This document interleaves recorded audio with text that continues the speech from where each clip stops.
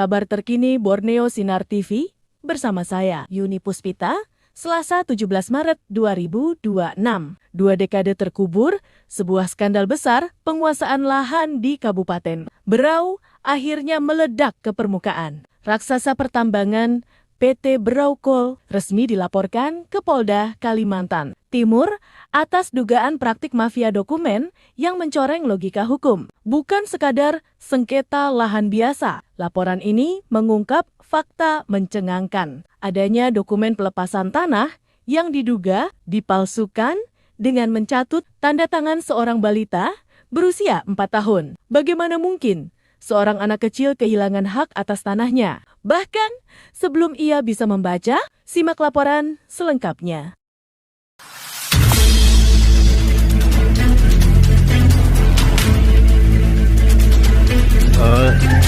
Empat tahun. Oke. Pak Nur. Kelompok Tani Usaha Bersama atau UBM Raang tidak lagi bisa menahan kesabaran. Melalui laporan polisi nomor LP-B-67 2 Romawi 2026 SPKTI, masyarakat menyeret dugaan pemalsuan surat yang dilakukan secara terstruktur selama hampir 20 tahun. Salah satu bukti paling fatal yang ditemukan adalah dokumen pelepasan tanah atas nama Aldi. Fakta menunjukkan saat dokumen itu dibuat, Aldi masih merupakan balita berusia 4 tahun. 4 tahun. Maksudnya 4 tahun itu bagaimana? Di umur 4 tahun saya sudah punya garapan, Pak, di surat bukti brokol itu, Pak. Sedangkan orang tua saya tidak tahu menahu tentang hal itu, Pak. Surat apa itu? Bukti apa? Surat garapan, Pak. Surat garapan. Dijadikan bukti perusahaan. Siap. Di dalam surat itu masih berumur 2 tahun ya? 4 tahun. 4 tahun. Memang betulkah kira-kira kita ada tanda tangan di situ? Siap, tidak ada, Pak. Tidak ada. Seperti itu yang dilaporkan laporan kita di Polda ya?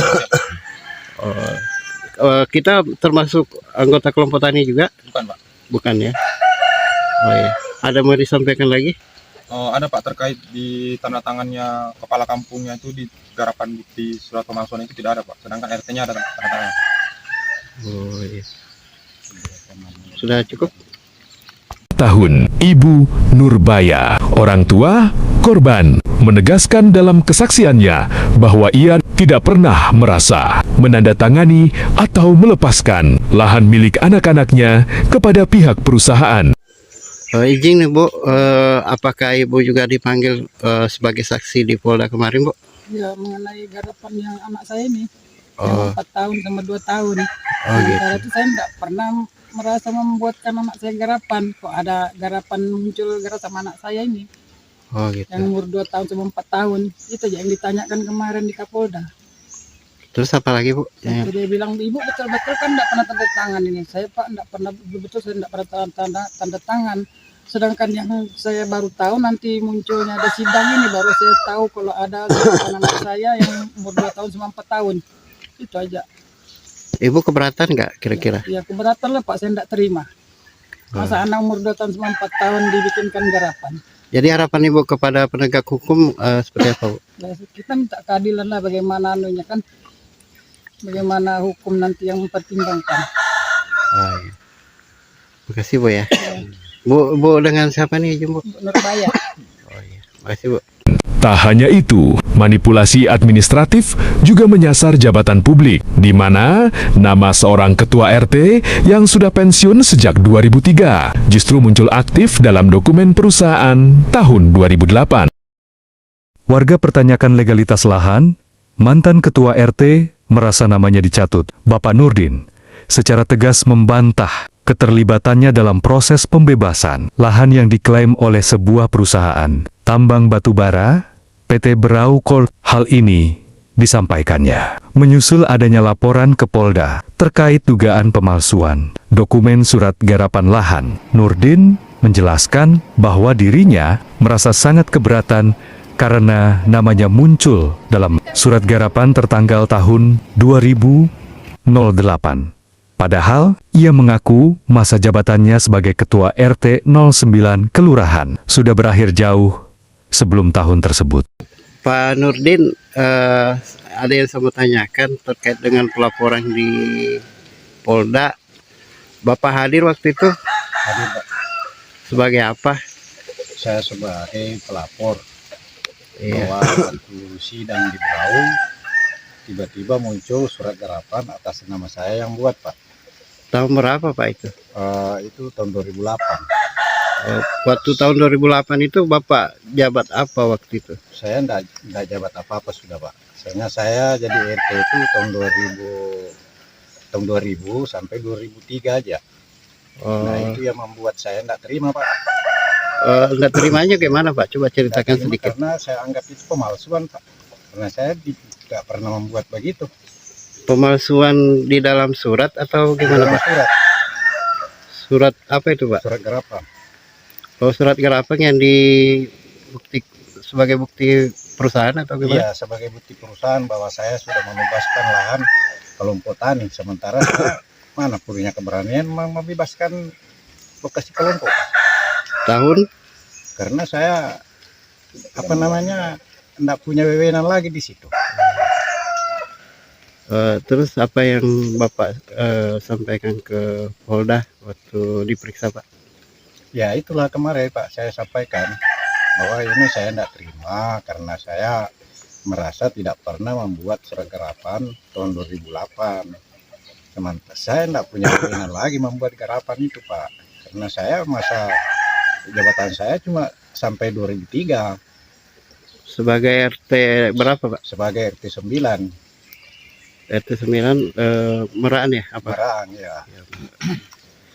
Terus setahu Bapak kelompok tani ini pernah nggak dibebaskan oleh PT Brokol? Ya setahu saya belum pernah, Pak. Oh iya. Terima kasih Pak ya. Kini, desakan keadilan mulai meluas. Aliansi Ormas Adat Kaltim, termasuk Pasukan Merah 1101 Mandau, menyatakan sikap satu komando untuk mengawal kasus ini hingga tuntas. Demi memastikan hukum tidak hanya tajam ke bawah, namun juga berani menghadapi raksasa tambang. Dalam keterangannya, Pak Rafiq menekankan bahwa masyarakat saat ini masih mengedepankan cara-cara damai dalam menuntut hak mereka. Namun, ia mengingatkan agar pemerintah dan aparat segera mengambil tindakan tegas sebelum situasi di lapangan semakin tidak terkendali. Masyarakat menuntut keadilan atas penguasaan lahan yang dianggap sepihak. Sebelum semua ini lebih parah, kami mohon pihak pemerintah terkait aparat penegak hukum tolonglah masyarakat. Jangan sampai kesabaran masyarakat habis. Saat ini kami berupaya untuk melakukan aksi damai. Nah, dan kami sangat berharap agar masalah ini diproses sebenar-benarnya. Karena dengan alas hukum yang ada sudah jelas itu PT Brokol itu kayaknya bermasalah di lahan kami. Ya. Harapannya Pak ke Presiden kira-kira seperti apa ini Pak? Ya, kami berharap dari pemerintahan terkait terutama agar kiranya izin perusahaan yang seperti ini untuk ditinjau ulang. Kasihan masyarakat di sekitar tambang. Itu aja Pak. Oke, terima kasih Pak.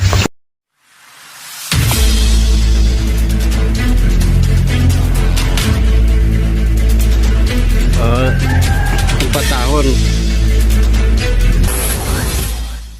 Kini bola panas berada di tangan penyidik Polda Kaltim. Publik menanti keberanian aparat untuk membongkar siapa saja aktor di balik rekayasa dokumen yang telah menyengsarakan petani Meraang selama 20 tahun ini. Kami akan terus mengawal kasus ini untuk Anda. Saya Yuni Puspita, mewakili tim redaksi Borneo Sinar TV pamit undur diri. Selamat siang, sampai jumpa.